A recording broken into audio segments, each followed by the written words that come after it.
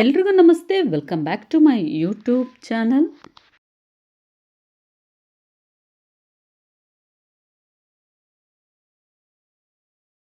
Big Boss ಖ್ಯಾತಿಯ ಕಾವ್ಯ ಶೈವ ಅವರಿಗೆ ಸಂಬಂಧಪಟ್ಟ ಒಂದು ಘಟನೆ ಸೋಷಿಯಲ್ ಮೀಡಿಯಾದಲ್ಲಿ ಸಾಕಷ್ಟು ಚರ್ಚೆಗೆ ಕಾರಣವಾಗಿದೆ.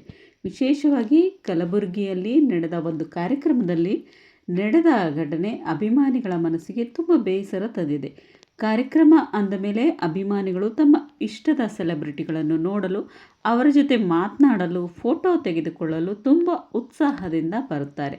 ಅದೇ ರೀತಿಯಾಗಿ ಈ ಕಾರ್ಯಕ್ರಮಕ್ಕೂ ಸಾಕಷ್ಟು ಜನ ಸೇರಿದ್ದರು. ಆದರೆ ಈ ಬಾರಿ ಕಾವ್ಯ ಅವರು ಒಬ್ಬರೇ ಕಾರ್ಯಕ್ರಮಕ್ಕೆ ಬಂದಿದ್ದರು. ಅವರ ಜೊತೆ ಅವರ ಸಹೋದರ ಕೂಡ ಇದ್ದರು. ವೇದಿಕೆಗೆ ಬಂದ ಕ್ಷಣದಿಂದಲೇ ಅಭಿಮಾನಿಗಳು ಕಾವ್ಯ ಅವರ ಹೆಸರನ್ನು ಕೂಗಿ ಸ್ವಾಗತಿಸುತ್ತಿದ್ದರು. ವಿಶೇಷವಾಗಿ ಬಿಗ್ ಬಾಸ್ ಕನ್ನಡ ಅಭಿಮಾನಿಗಳು ಮತ್ತು ಗಿಲ್ಲಿ ಕಾವ್ಯ ಜೋಡಿಯನ್ನು ಇಷ್ಟಪಡುವವರು ತುಂಬ ಖುಷಿಯಾಗಿದ್ದರು.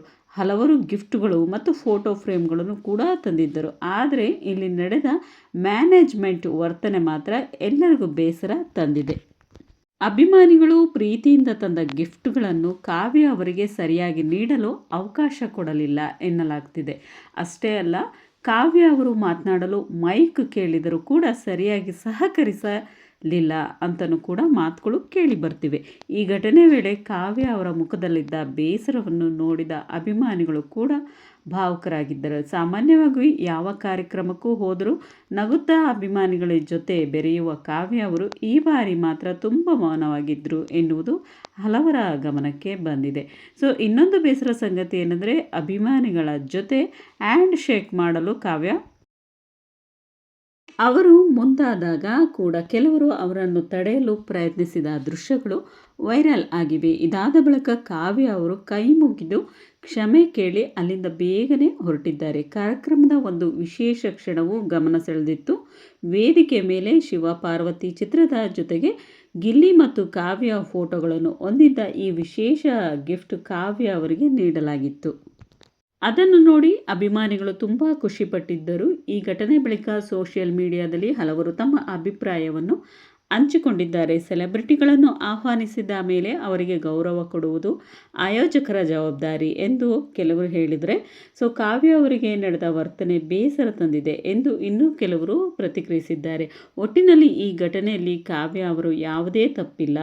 ಆದರೆ ಸರಿಯಾದ ವ್ಯವಸ್ಥೆ ಇಲ್ಲದ ಕಾರಣ ಒಂದು ಸುಂದರ ಕಾರ್ಯಕ್ರಮದ ನೆನಪು ಅಭಿಮಾನಿಗಳಿಗೆ ಬೇಸರದ ಒಂದು ಘಟನೆಯಾಗಿ ಉಳಿದಿದೆ ಅಂತಲೇ ಹೇಳ್ಬೋದು. ಇಲ್ಲಿ ಕಾವ್ಯ ಅವರು ಒಬ್ಬರೇ ಮತ್ತು ಅವರ ತಮ್ಮನ ಜೊತೆ ಬಂದಿದ್ದರು. ಹಾಗೆಯೇ ಗಿಲ್ಲಿ ಅವರು ಬಂದಿರಲಿಲ್ಲ. ಇಲ್ಲಿ ಅಭಿಮಾನಿಗಳು ಮುಗಿಬಿದ್ದಿರೋದು. ಕಾವ್ಯ ಅವರು ಮಾತನಾಡಲಿ ಅನ್ನೋದು ಕೂಡ ರಿಕ್ವೆಸ್ಟ್ ಅಭಿಮಾನಿಗಳದ್ದಾಗಿತ್ತು. ಅಭಿಮಾನಿಗಳ ಮೇರೆಗೆ ಕಾವ್ಯ ಅವರು ಮಾತನಾಡಲಿಕ್ಕಾಗಲಿಲ್ಲ. ನೋಡಿ, ನೀವು ನೋಡ್ತಾ ಇರ್ಬೋದು ವಿಡಿಯೋದಲ್ಲಿ ಹೇಗೆ ತಳ್ತಾ ಇದ್ದಾರೆ ಅಂಥೇಳಿ. ಅದನ್ನು ಕಾವ್ಯ ಅವರು ತಡಿತಾ ಇದ್ದಾರೆ. ಒಂದು ನಿಮಿಷ ಇರಿ ಅಂತೇಳಿ ಹೇಳ್ತಾ ಇದ್ದಾರೆ. ನೀವು ಸ್ಟಾರ್ಟಿಂಗ್ ನೋಡಿರ್ಬೋದು ಆ ವಿಡಿಯೋದಲ್ಲಿ. ಅಭಿಮಾನಿಗಳ ಕೂಗಾಟ, ಚೀರಾಟ ತುಂಬಾ ಇತ್ತು. ಈ ವಿಡಿಯೋ ಮಾಡಿದ್ದು ಇವರೇ ಅಂತ ಅನಿಸುತ್ತೆ. ಬೇಜಾರಾಯಿತು. ಯಾಕೇನೋ ಇದು ಗಿಲ್ಲಿ ಏನಾದರೂ ಇದ್ದಿದ್ದರೆ ಇಷ್ಟೆಲ್ಲ ಘಟನೆ ಆಗಲಿಕ್ಕೆ ಬಿಡ್ತಾ ಇರಲಿಲ್ಲ. ಕಾಮಿಡಿ ಮೂಲಕ, ಪಂಚ್ಗಳ ಮೂಲಕನೇ ಅಭಿಮಾನಿಗಳನ್ನು ಸಂತೈಸ್ತಿದ್ರು. ಫೋಟೋಗಳು ಕೂಡ ಅವರಿಗೆ ಅವಕಾಶನೂ ಕೂಡ ಕೊಡ್ತಿದ್ರು ಅಂತ ಹೇಳ್ಬೋದು. ಇಲ್ಲಿ ಕಾವ್ಯ ಅವರು ಒಬ್ಬರೇ ಆಗಿರೋದ್ರಿಂದ ಅವ್ರಿಗೂ ಕೂಡ ಎಲ್ಲೋ ಒಂದು ರೀತಿಯಾಗಿ ಮೇಂಟೈನ್ ಮಾಡಲಿಕ್ಕೆ ಆಗಲಿಲ್ವಾ? ಅಲ್ಲದೆ ಇಲ್ಲಿ ವ್ಯವಸ್ಥೆ ಸರಿ ಇಲ್ಲ ಅನ್ನೋದು ಒಂದು ಪ್ರಶ್ನೆ ಆಗಿದೆ.